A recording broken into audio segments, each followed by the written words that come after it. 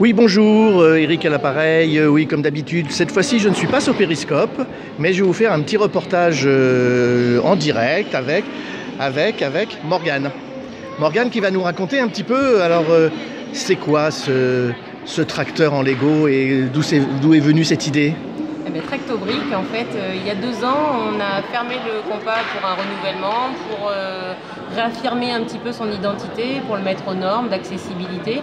Donc on est le premier musée d'agriculture de France, on a 50 000 visiteurs par an. Et à ce jour, donc on s'était posé la question au moment de son renouvellement, que faire pour l'image du nouveau musée, comment renouveler son identité. Et vu qu'on était le musée plus communément connu sous le nom de le musée du tracteur, donc on s'est dit qu'on allait assumer pleinement cette image et on a été accompagné par Claas, un constructeur aussi de machines agricoles. Donc on s'est dit comment créer un nouvel ambassadeur pour le musée. Donc c'est devenu un Claas Arion 400 mais entièrement en Lego. Donc pourquoi en Lego? Parce que, encore une fois, l'idée intergénérationnelle, la petite brique Lego, on a tous joué, nos parents, nos grands-parents, ça fait plus de 80 ans qu'elle est là. Et à ce jour, donc c'est le premier aussi constructeur de jouets mondial. Donc on est parti sur ça parce qu'aussi, pourquoi en Lego? Parce que c'est l'univers du jouet, parce que c'est résolument esthétique, parce qu'à ce jour il y a aussi beaucoup d'artistes qui utilisent la petite brique Lego, les Lego rentrent dans les musées. Et donc nous, voilà, massivement, on l'a fait rentrer dans le musée. Donc c'est notre nouvelle mascotte, on en est très fiers. C'est Tractobrick, c'est une première mondiale. Et pour ça, ça a mis 2 ans avec des constructeurs, trouver le bon constructeur certifié, donc c'est ERC Brick. C'est le seul constructeur certifié en France Lego qui a pu nous aider à faire ce colossal bébé. Et donc voilà, donc on est une petite équipe au compas et avec peu de moyens, vu que aussi on n'a pas vraiment beaucoup de moyens de communication, mais à ce jour, les réseaux sociaux nous donnent en fait cette possibilité. Alors c'est là qu'on s'est rencontrés. C'est là qu'on s'est rencontrés. Finalement. Beaucoup de gens, tu as trouvé des gens localement, mais aussi plein de gens sur les réseaux sociaux qui ont adhéré à ça et ont envie de vous aider et vous ont même donné de l'argent, j'ai entendu. C'est exactement ça. Donc en fait, Tractobrick, nous on en était convaincus, on l'aimait déjà, le nom a vite émergé. Parce que pourquoi Tractobrick? Parce qu'il va aussi aller à l'international, il ne restera pas que dans notre musée. D'accord, ouais. C'est pour ça que je parle d'ambassadeur. Mais donc pour financer ce projet, parce qu'il a quand même un coût, on s'est dit aussi, on va faire un appel aux dons, comme ça peut se faire en ce moment sur internet, donc c'est du crowdfunding. Ouais. Donc, financement participatif si on veut parler français. C'est ça.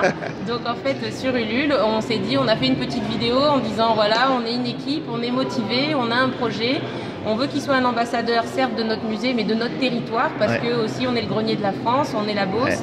Et un tracteur évidemment. Et donc en fait on a été très étonnés parce que c'est vrai qu'on était très motivés, on a beaucoup parlé de ce projet.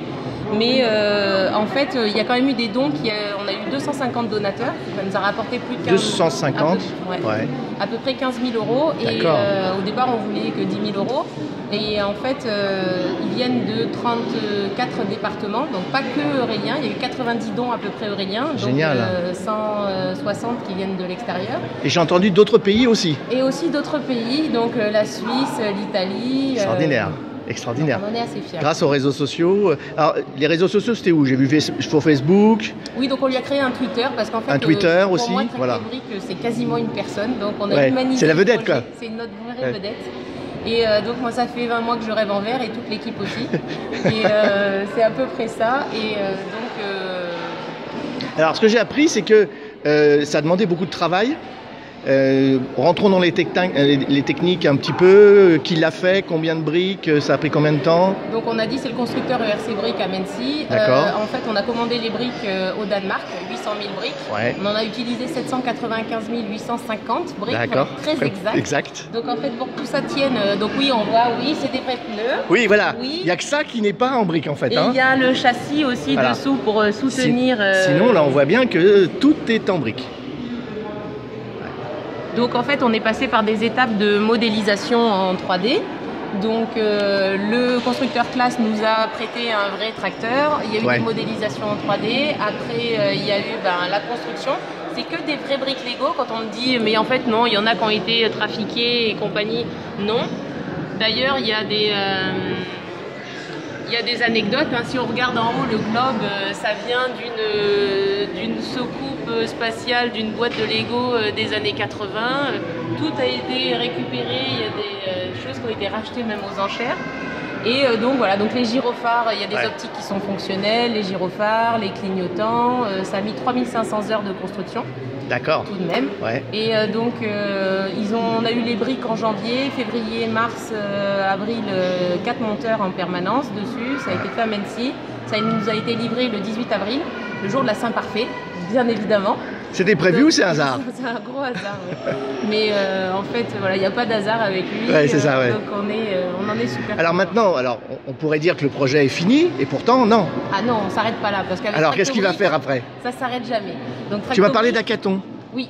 Alors déjà, en décembre, il va avoir un hackathon le 4 et 5 décembre. Ouais. Donc on va rêver un peu la vie numérique de Tractobrick. Donc on va mettre du numérique là-dedans. Oui, un Tractobrick 4.0. Donc on rêve pour lui des applications connectées, des objets connectés, des lunettes immersives. Alors donc des jeunes équipes vont venir travailler sur des projets et au bout de 48 heures, c'est ça? 48 heures. Vont sortir des vraies applis qui iront dedans. Et ils gagneront des contrats pour justement le développer dès 2017. Ouais. Parce que Tractobrick, c'est aussi pas seulement le musée, il va aller à l'international, il va y avoir un Tractotour. Il part en voyage? Oui. Donc déjà là, il va aller aux 24 heures du Mans au mois de juin. Mais il va aller aussi en Italie en novembre, il ira au Salon de l'Agriculture en février l'année prochaine, il ira à Agritechnica en 2017 en Allemagne. Génial. Donc il est européen tout de suite. Tout de suite, il a une dimension internationale. Extraordinaire. Et vous allez le suivre? Vous allez vous occuper de lui? Vous allez le chouchouter? Ah bah oui, mais déjà avec classe, donc on suit ce projet. Et puis quand ce Tractobrick sera pas là, il y aura aussi ici un écran qui permettra de voir les étapes, le storytelling, la genèse du projet, les étapes du Tractotour.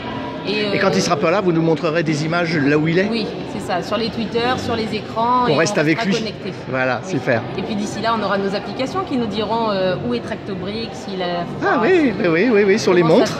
Sur les montres, sur les mobiles, on pourra le suivre dans son aventure. Bah écoute, merci Mauriane. C'était sympa de nous avoir raconté tout ça, parce que moi je l'ai vécu aussi, je vous ai rencontré à partir des réseaux sociaux.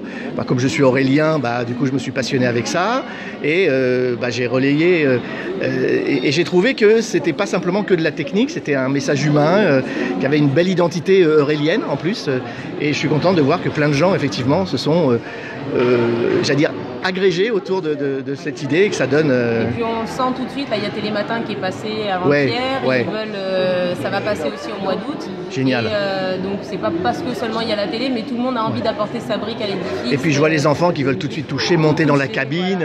Il leur appartient à eux aussi. C'est ça, voilà. Parce qu'effectivement, quel enfant ne rêverait pas d'avoir pu construire ceci? Mais c'est super, non? Merci.